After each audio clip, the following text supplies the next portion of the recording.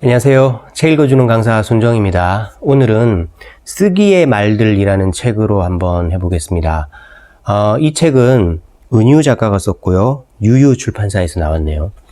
제목만 봐서는 쓰기의 말들이라고 하면 글 쓸 때 좀 도움이 되는 유용한 단어들, 아름다운 단어들, 이런 용어들을 조금 써놨을 것 같은 느낌이 들지만 저도 그럴 줄 알았는데요. 이 책은 그런 뜻이 아니라 글을 썼던 작가들, 지금 쓰고 있는 작가들이 나름대로 해밍웨이라든지 김훈이라든지 박완서라든지 이런 분들이 글 쓰는 거는 뭐다? 글이란 게 뭐다? 라고 한마디씩 해놓은 게 있을 거 아니에요. 그분들이 인터뷰에서 했던가 아니면 그분들의 책 속에서 글 쓰는 거란 이런 작업이다. 이런 정의를 나름 해놓은 게 있을 거 아니에요. 그렇게 말해놓은 작가들 104명, 그러니까 104명의 말을 하나의 소주제로 삼아서 그거에 대해서 자신의 생각, 자신의 경험, 사례를 이 은유 작가가 에세이처럼 써놓은 거예요. 그러니까 이런 식이죠. 예를 들면 23번째는 한번 볼까요? 23번째가 이제 이태준 작가죠. 있어도 괜찮을 말을 두는 너그러움보다 없어도 좋을 말을 기어이 찾아내어 없애는 신경질이 글쓰기에선 미덕이 된다. 그러니까 이태준 작가가 글쓰기는 이렇게 하라 라고 글쓰기에 대해서 쓰기에 대한 말을 해놓은 거예요. 그러니까 이태준 작가가 있어도 괜찮은 말을 자꾸 내버려 두지 말고 없어도 되는 말을 자꾸 잘라내라 이런 말을 했잖아요. 그러니까 그거를 한 줄을 이렇게 딱 써놓고 그 옆에다가는 이제 자신의 에세이를 쓰는 거죠. 그러면 이 에세이는 무슨 내용이겠어요?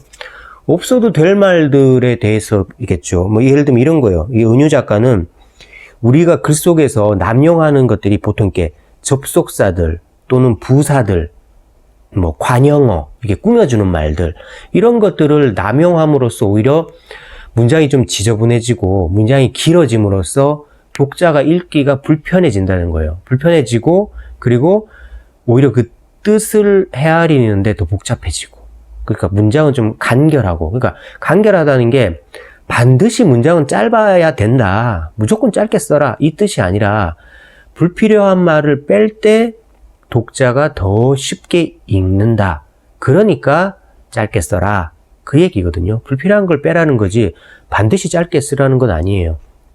때에 따라서 대꾸법이라든가 어떤 수사법을 적용해 줄 때는 문장이 길어져야 더 좋을 수도 있어요. 그럴 때는 적절하게 마침표를, 쉼표를 찍어준다든가를 통해서 문장의 맛을 더 살려줄 수도 있어요. 근데 여기서는 불필요한 말을 빼라. 그러니까 자기는 이제 이런 걸 써놨어요. 말하자면, 그러니까, 모두, 다 함께, 뭐뭐에 대하여, 뭐뭐에 관하여, 뭐뭐의, 뭐뭐도, 그러니까 이런 것들은 보면 문장에서 없어도 될 말이래요.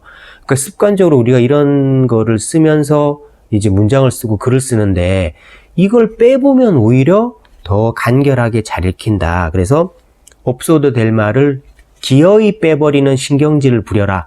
이태준 작가의 말을 빌어서 본인은 이런 글을 쓰는 거죠.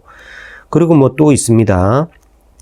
34번, 네 번째, 나탈리 골드버그라는 작가는 작가의 임무는 평범한 사람들을 살아있게 만들고 우리가 평범하면서도 특별한 존재라는 사실을 일깨워주는 것이다. 그러니까 여기서는 어떤 평범한 사람도 글을 쓸 수 있고 또는 평범한 것도 소재가 될 수 있다, 그런 뜻이에요. 그래서 그거를 통해서 이분은 어떤 에세이를 썼냐 하면, 이게 본인의 딸이 집에서 이제 고양이를 한 마리 키우는데 사실 고양이를 키우는 일이 그렇게 특별한 일은 아니잖아요. 평범한 일인데 그 평범한 고양이에서도 자기 딸이 특별한 걸 보더라는 거죠. 예를 들면 엄마, 고양이 코에 색깔이 빠졌어.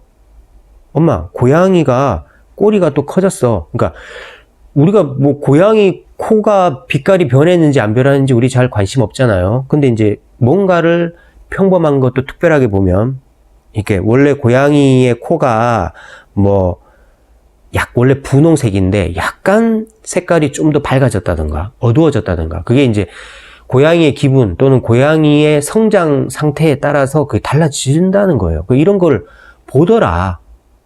평범함 속에서도 특별함을 볼 수 있고 그럼 이런 게 글의 소재가 될 수 있겠죠. 그러니까 이런 식으로 이분들이 글을 써놨어요. 예를 들면 71번. 그러니까 이 책을 통해서 우리가 뭘 배울 수 있겠어요? 뭐 다양하죠. 일단은 글을 대하는 자세, 그 다음에 소재를 찾는 방법, 그 다음에 문법적인 거 이런 것까지 좀 망라해서 배울 수가 있습니다. 그리고 어떻게 보면 컨셉 잡는 법도 배울 수 있겠죠. 이 은유 작가가 이런 걸 통해서도 글을 쓸 수 있구나 라는 그런 것도 배울 수 있겠죠. 하나 더 볼까요? 71번 김수영 시인이죠. 문학하는 사람의 처지로서는 이만하면이란 말은 있을 수 없다. 이건 뭐냐면 이제 사실 초고를 쓰는 것도 힘들지만 글 쓰는 사람은 이제 퇴고하는 게 되게 힘들잖아요. 아무리 고쳐도 끝이 날 것 같지 않고 그래서 사실 퇴고의 끝은 없다고 합니다. 이 글에서는 퇴고의 끝은 뭐냐? 마감일이 끝인 거예요. 그러니까 자기가 퇴고를 이만하면 됐다. 진짜 작가라면 이만하면 됐으니까 나 보낼 거야. 출판할 거야. 라고 해서 출판하는 게 아니라 출판사에서 마감일을 자꾸 정하니까 고치다가 더 고칠 시간이 없어서 끝을 낸다는 거예요. 그러니까 작가의 자세는 이래야 된다. 고치고 또 고치고. 그래서 김수영 작가의 이 말을 빌어서 본인의 사례를 이렇게 썼어요. 그래서 본인도 자기 글의 완성도를 자기가 평가할 수 있을까? 그렇게 쓸 수밖에 없어서 그렇게 쓴 사람은 자기 글의 문제점을 보기 어렵다. 그래서 이렇게 하다 보니까 악마의 목소리가 이 말하면 된 거 아니야? 이게 이제 악마의 목소리래요. 근데 이제 거기서 그 목소리에 굴하면 안 된다는 거죠. 더 고쳐야 된다는 거죠. 그러니까 고치다가 이제 시간 없으면 끝낸다. 그런 자세로. 그래서 이 쓰기의 말들이라는 책은 글을 쓰는 사람의 자세, 마음가짐, 그 다음에 문법적인 거, 소재 찾는 법 이런 거에서 굉장한 도움을 얻을 수 있습니다. 오늘 쓰기의 말들 소개해봤습니다. 구독해 주시면 더 좋은 책으로 계속 찾아뵐게요.